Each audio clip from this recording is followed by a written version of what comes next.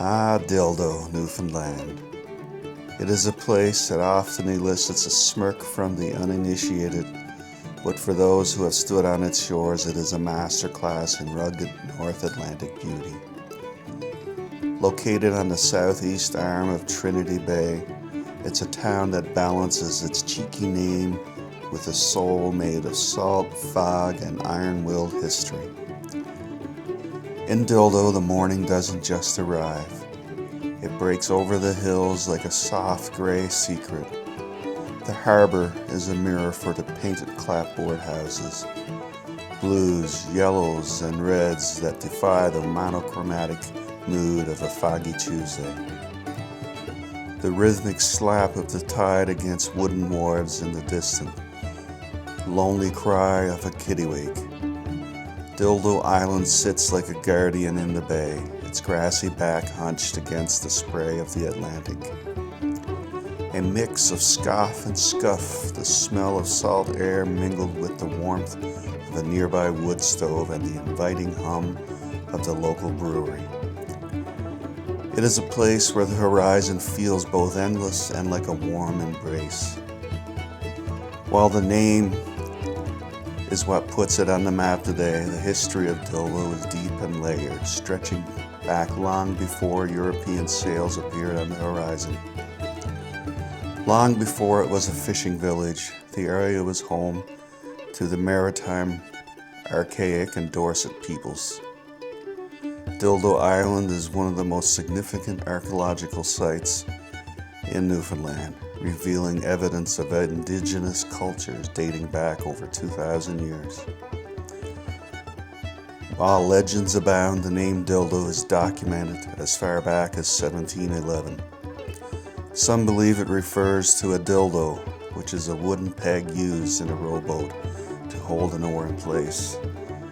Others suggest it comes from the Spanish word for a type of cactus or a specific shape of a glass tube used in chemistry.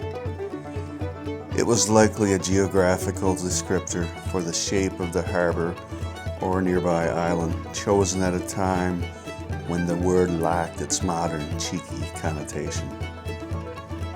Throughout the 19th and 20th centuries, Dildo was a bustling hub for the cod fishery and whaling.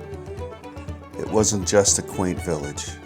It was a place of hard, dangerous work.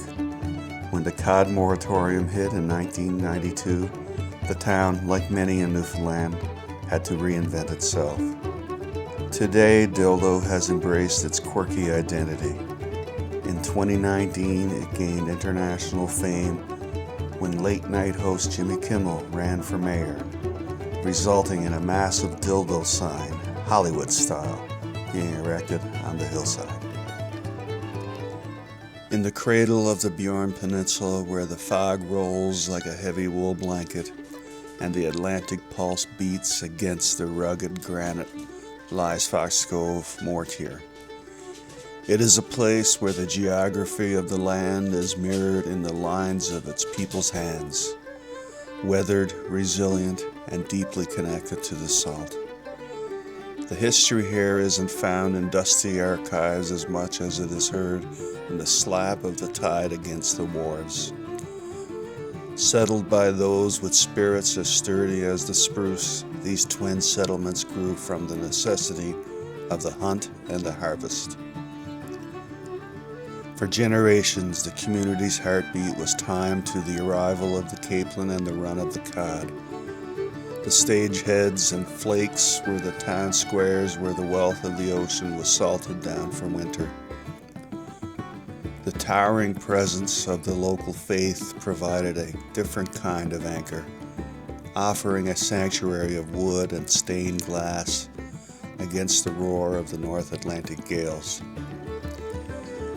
Unlike the barren outports to the north, the people here coaxed life from the earth, tending small gardens of stoggers and turnip to balance the scales of the life lived mostly at sea.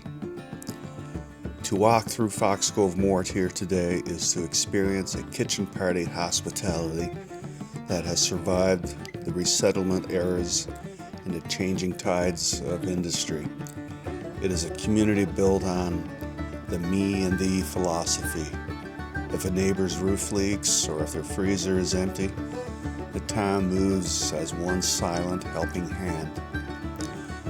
The sea provides, the land protects, the neighbor heals. An old Bjorn sentiment. The aesthetics of the town are a masterclass of Newfoundland's rugged, soft beauty.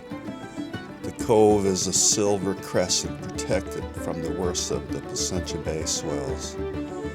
Emerald rises that hold the secrets of old footpaths and berry-picking grounds. At dusk, the sun often turns the color of a bruised plum, reflecting off the windows of salt box houses that have stood watch for a century. While the great trawlers and the bustle of nearby shipyards in Marystown brought the modern world to their doorstep, Fox Cove-Mortier remains a quiet exhale, a place where time doesn't march, it drifts, anchored by memory and a persistent briny scent of home.